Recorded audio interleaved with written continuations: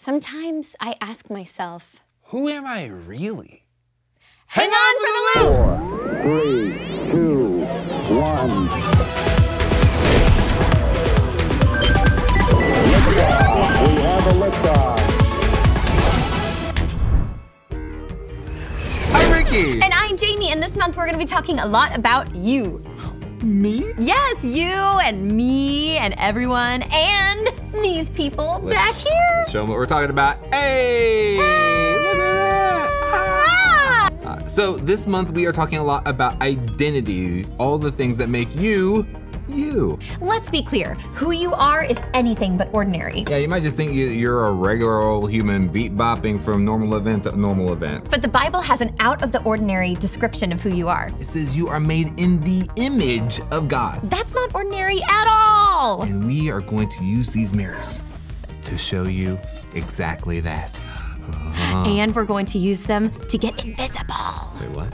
Yes, we're going to use them to get invisible later on. No, like seriously? Like? Yeah, we're going to set it up. But first, let's check out this quote from C.S. Lewis. Oh, chicken strips. There are no ordinary people. You have never talked to a mere mortal. Nations, cultures, arts, civilizations, these are mortal, and their life is to ours as the life of a gnat. But it is immortals whom we joke with, work with, marry, snub, and exploit. Immortal horrors or everlasting splendors. Here's the deal. Me and you, we are more than ordinary.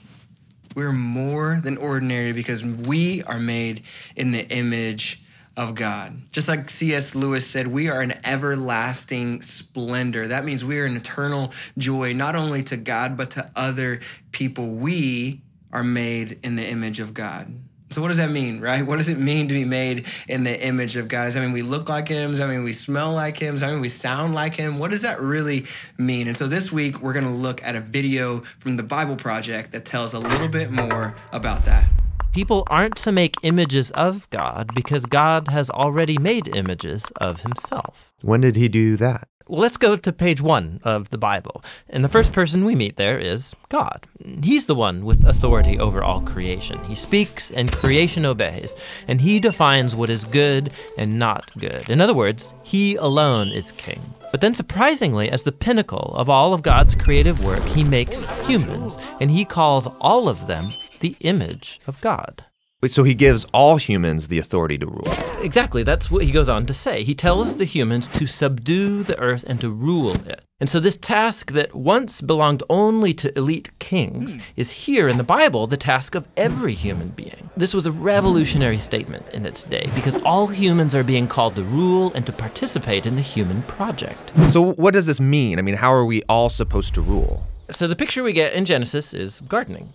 Gardening? Yes. Gardening. So they rule the earth by cultivating it, by harnessing all of the earth's raw potential and then making something more and new out of it. So growing food for each other. Yes, but that also includes growing families then, which become neighborhoods, and then they create communities where people are going to work and take care of each other and build businesses and cities that will expand to new places and so on. So ruling is really the day-to-day acts of our work and creativity. Yes, we take the world somewhere. This is humanity's divine and sacred task. So this is the Bible's depiction of the human condition.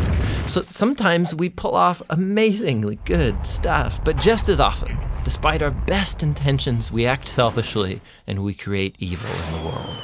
And so we're stuck as mediocre rulers making a mess of things.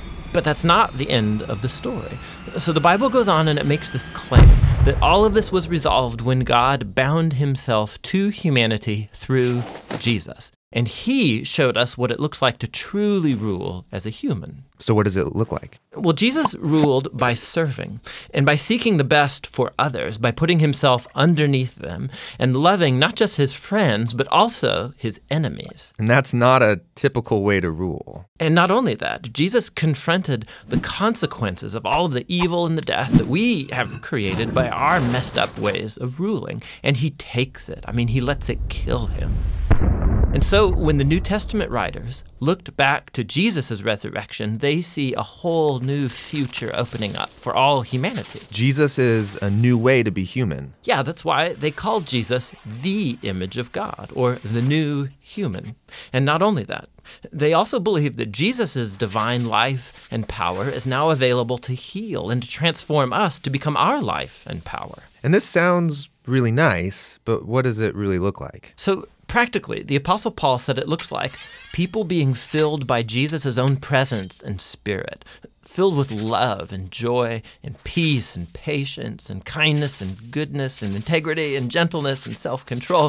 He says this is the new humanity that God wants to create in us, so that we become people in whom God's image is being restored, people who will move the human project forward.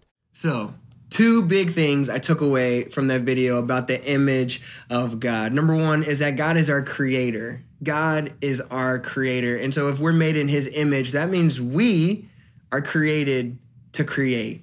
We are made to create times and opportunities that we can show Jesus through our lives. We do that by reflecting. We do that by reflecting on who Jesus is and what he did for us. We reflect it to others around us so that when people see us, they don't see us, they see Jesus. In Ephesians 5:8, it says, "For once you were full of darkness, but now you have light. So live as people of light." Live as you have something so bright to shine that you cannot contain it, because you do. Live as people who have something to shine to all, no matter what. Like you have something to show and shine and reflect to everyone. The second thing is that we are all made in God's image. So that means you were made in his image, but that means the person sitting next to you was made in his image, and the person sitting next to that is made in his image, and the person you don't even know is made in God's image. And so it's time that we decide to see people the way that Jesus sees us, the way that God sees us, and that is in his image. Like we all have something to offer, like we all have something to show, and like we all have something to shine. So we should shine that and treat people the way that they deserve to be treated. Did it work, Jamie? Am I invisible? You're gone! Yay! Yay, Invisibly! You did it. Oh. No, you but weren't seriously, really is it time to get invisible? Yes. Like, for real, for real? 'Tis time! Let's go. Woohoo! And some of our loop shirts have laid out some tape for us, and they're also thank here to you. help as well. Aren't they lovely assistants? Oh, thank you. Thank you, thank you. Okay, so line the mirrors up on the line. Okay. Okay, and good. Clamps. All right. And I have this guy, and I have this guy. I feel like it was better on top. Look at this. I don't know how that white piece worked. That's probably an extra piece anyway. Okay, I definitely know how these work. Ricky, do we really think that being invisible is worth all this work? Listen, it's worth any amount of mirrors that we have to make happen. Okay. Okay, I think, is that still? Okay, so how does this make us invisible? Okay, so these mirrors are going to reflect the light and create an optical illusion of you being invisible. Okay. Is that it? I'm not totally sure, but I think maybe I need to stand here. Whoa, look, my body's gone. Invisible! Jamie, where did you go? Very cool. This mirror is reflecting off of this mirror, which is reflecting off of this mirror, which is reflecting off of this mirror, which is reflecting this. And so you can only see the front mirror, which is this, and that makes you invisible. Jamie, oh no. Going up, going up, going up, going up, going up. Going down, down, down, down, down, down, down, down, down. So now that we have this, what would we do with our invisibility? Win all of the hide and seek championships. Would you think to become like a superhero? I feel like that'd be very expensive and very delicate. It's just like, all right, everyone, wait, just give me a second. Let me just, all right, and you're gone. Okay, great, got it. Whoa! All right, That's pretty neat. You know what, we can just be waving to everyone. Hey, I'm a wiggling, I'm dancing with my noodle arms. Yes. It looks like you're dancing. So, if you are like these mirrors, what are you reflecting? Happiness. Very good. Yay! Okay, so like freshman year, I feel like was super easy for me to talk about Jesus with people, like at school. And then for some reason, over the summer, like I just got like a lack of courage a little bit. And then it was scary for me just to wear like my Life Church shirts to school. So it was even scarier for me to like actually go up to people and invite them to switch and invite them to church. And a lot of times youth pastors would come at lunch and I would give us out invites to hand out. And I would want to hand them out to people, but I was just always so scared. So I just always had stacks of invites laying in my backpack. Alrighty, so here's my take on it because I've struggled with the same thing. As Christians, especially in a school kind of home church environment, we are a lot like billboards. People walk by us and people interact with us, seconds at a time, maybe, a quick hey there and a handshake there, high five there or something. And the way we interact with people briefly is, in a way, advertising or showing off how Jesus is inside of us and how we're wanting to reflect Jesus, if that makes sense.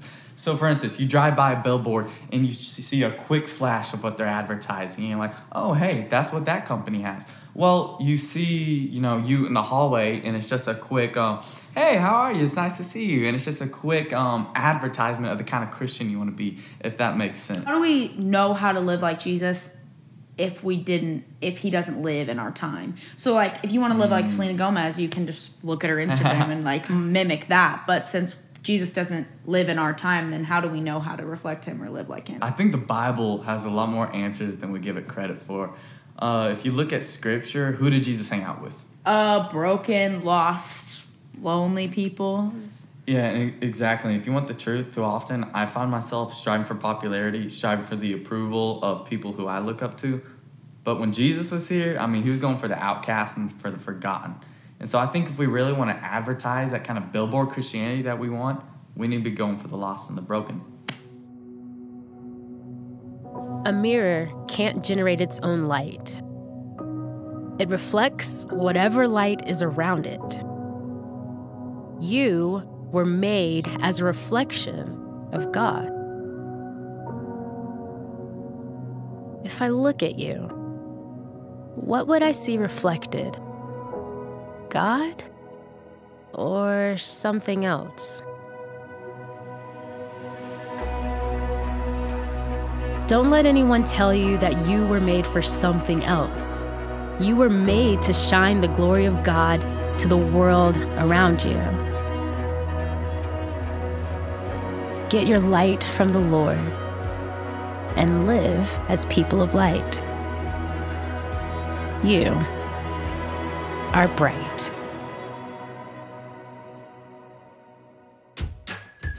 You're in my mirror. Can I get in your mirror? Yeah. Oh, I'm in your mirror. That was hard. Oh my gosh. Remember, you are made in the image of God. And so are the people next to you. So remember, who are you reflecting? Live as people of the light. And until next time, Enjoy the ride. Here I am, sitting at my computer. Oh, I clicked on the Loop Show. I'm definitely subscribing. And now I'm going to like and comment. Ooh, the Loop Show is so fun. Ricky and Jamie are the best.